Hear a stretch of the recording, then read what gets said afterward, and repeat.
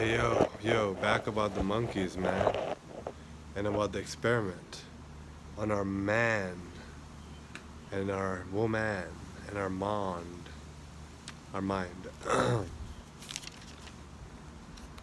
So, what I've been doing with my YouTube channel has been similar to what the two MGTOW monks in Name of the Rose, which features Sean Connery and a younger disciple of his.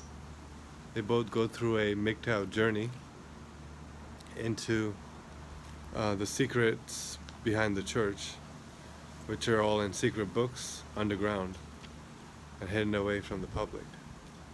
But these two rogue monks, rebel Dominican monks, go on a search for the truth, basically.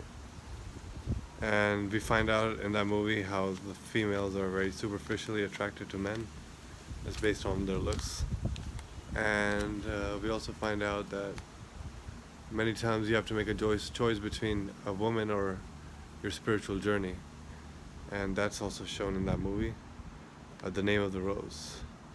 Now the rose is a symbol for the esoteric knowledge, which is also represented by a whatever you call that, spiral, the inward moving spiral, or just a spiral in general. It's also similar to the shape of the galaxy, Milky Way galaxy, and our solar system, and the universe, I believe, actually. One of those is represented astronomically by that spiral symbol. It also is the eye of Ra, because it looks like an eye. It's also the shape hurricanes make. But that was Name of the Rose, showing the fight between truth and the wickedness of the world through movie form. We see Inquisition in there, which is a very feminist type of thing. But when there's a priesthood, it's a very feminine thing because it's a hive mind.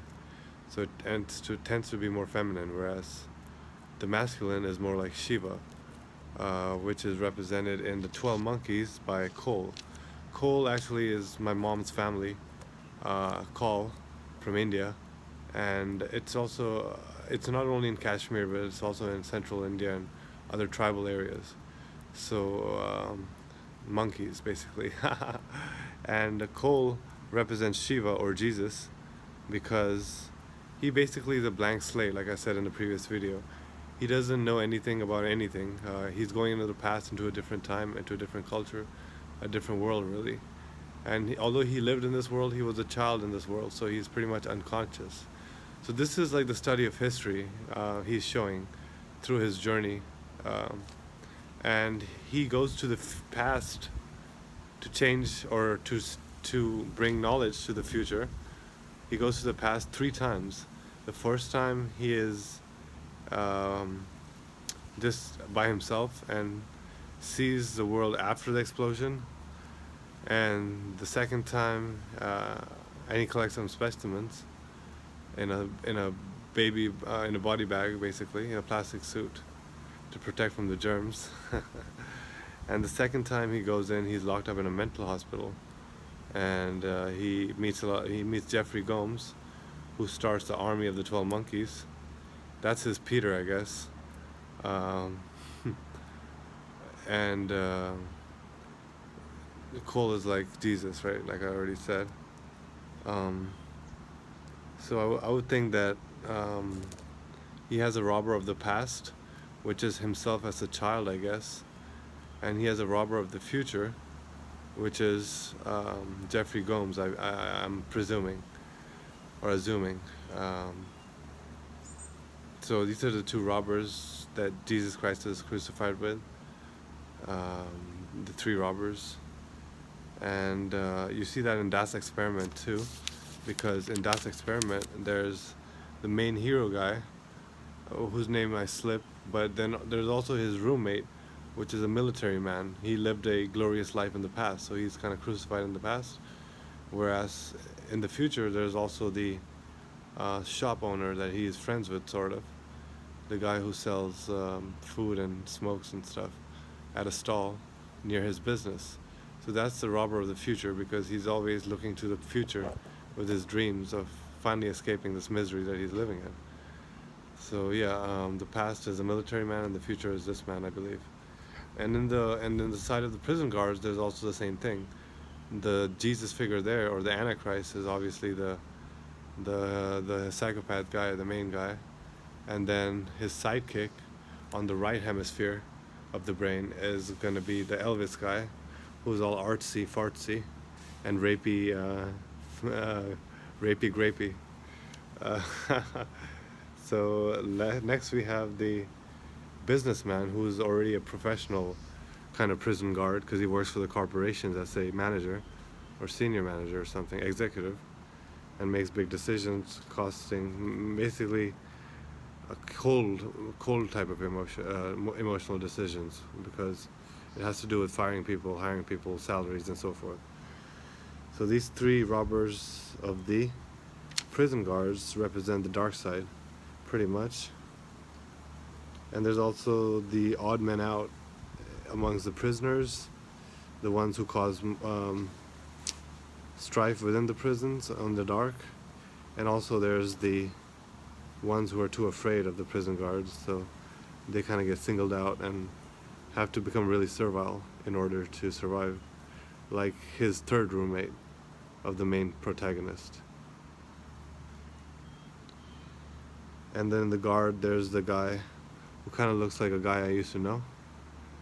He is a prison guard, and he doesn't agree with the philosophy, obviously, of the other people who are getting carried away with the cruelty in order to dominate over the victims, which are the prisoners.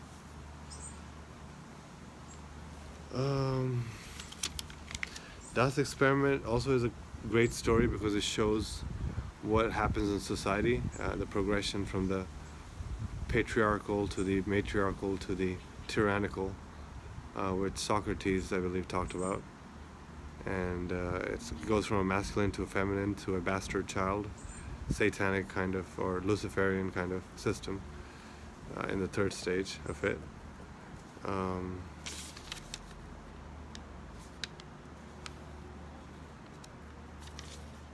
I was also going to talk about Zardos, because Zardos is a great movie. Talks about these civilizational forces and gender forces, like I said before. But it's from a different time, so it has more like less PC stuff and more red pill stuff. And it actually shows the journey of a man to go from a rape monster living in the order of force to going to the order of money, or the order of the sacred. I can't remember. I think it's the order of the sacred, actually, but a feminazi kind of sacred order. And then he goes and finds true love in there, one of the ladies, and then they end up dying together.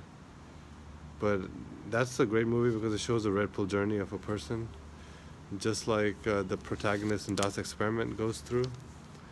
So yeah, I just take notes on these things, like the themes and the characters involved, and it helps reveal a lot of the stuff that the movies show you. So you can study these on your own and hopefully share them in the comments or make your own videos like I'm doing. Well, if you don't mind, getting locked up and treated like a fucking slave for doing this kind of work. But I also wanted to say Cole in 12 Monkeys represents Jesus, right? So who's the robber of the past? I think his image of the dying world, basically, is a robber of the past. So that's represented by the little kid who cries when he gets killed or murdered by the authorities. So that's the little kid is the robber of the past, and the robber of the future is obviously Jeffrey Gomes, because he represents like the deviant future, a vision of the future that we're all afraid of, total extinction of the human species with a virus. And but he also is a crucial figure, because I think if he represents the future, then he would have to be the future where he has lost connection with his past self, his old self. Or he never achieved that level of action because he was always suppressed because of his position, I guess, in society. He's really trying hard to change the system, but he can't get others to cooperate along with him because he's such an odd man out, I think. But eventually he gets the most rowdiest of the rowdy, and he gets them to basically end up in a eco-terrorist type of action against the government and the society at large by freeing the animals from the cages and locking up the scientists in the cages. And the scientist's right-hand man, assistant, is basically the man who ends up releasing the bioweapon into the whole of the world, which has been planned, actually. Many people have written about this, starting from Malthus, I believe, and population control and so forth. China officially believes in it as a strategy, obviously, and so does India and some other countries, I'm sure. United Nations definitely does, so that's pretty much one world order, telling you that you gotta die.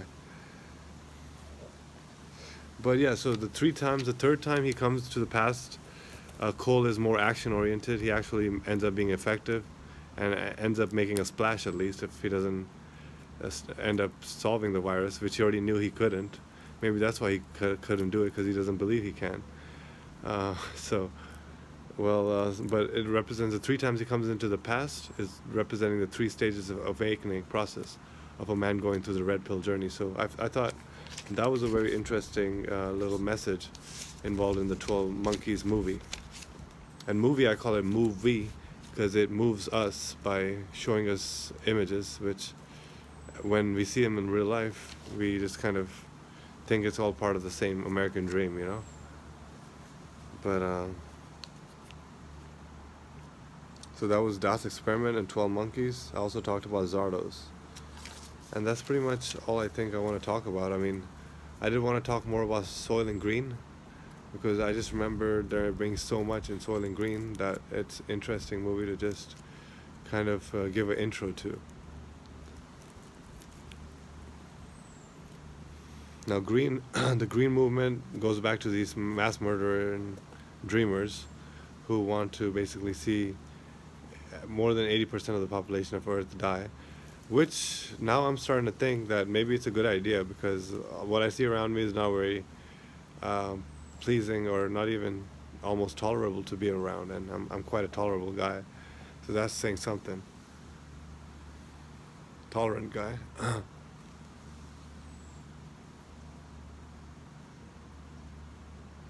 But the Green Society is basically everybody starving, kind of. Well, not kind of. We're very beautifully shown in that movie, Hunger Games. But it's more of in an order of force. If you can translate the order of force into order of money, then you'll have Soylent Green and you'll have 2020. This movie, I believe, is set in 2022, 222, standing for 666, I guess. And that's the world that's coming in, and we see it with coronavirus, where we can't even hug each other in public because that's a crime, and it's a social danger to not cover your face, which I think it is, because the way I treat women nowadays, I wouldn't want to see the scowls on their faces. So the hiding of the nose and the mouth is a very great idea to keep us loving these hoes. So that's pretty much all I had. Soylent Green, it shows also the class division. I observed that, just like I told you to do that in the From Hell movie, that great movie From Hell. So also observe in Soylent Green how the lower class is treated. In fact, the lower class is largely ignored, because they represent the invisible dead people already, who are already dead or about to die anyway. So forget about them. They're just the lower class insects we gotta kill off. And it also shows the class divide, whereas now the male is superior, or the rich man is finally back again on top of the rich woman, and now she's in a much worse situation than she ever had been or dreamed of being in. Or actually, she did dream of being in when feminism started telling them those lies. So that's pretty much it for me. I think I'm going to go back to jail for this video, so peace out.